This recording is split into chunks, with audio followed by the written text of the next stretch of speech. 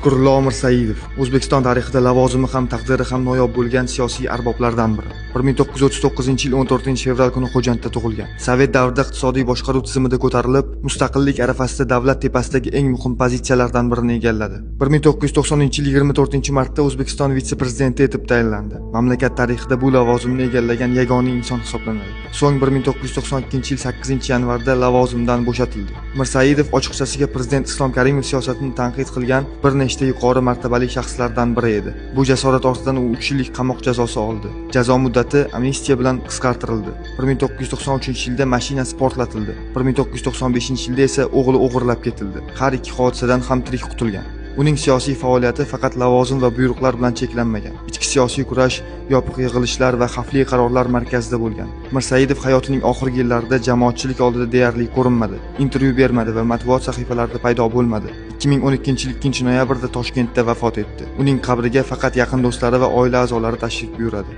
Ammo hanuzgacha ayrim siyosiy doiralarda uning qarorlari, yozilmagan rejalari va hech qachon oshkor bo'lmagan suhbatlari haqida gap-so'zlar davom etadi.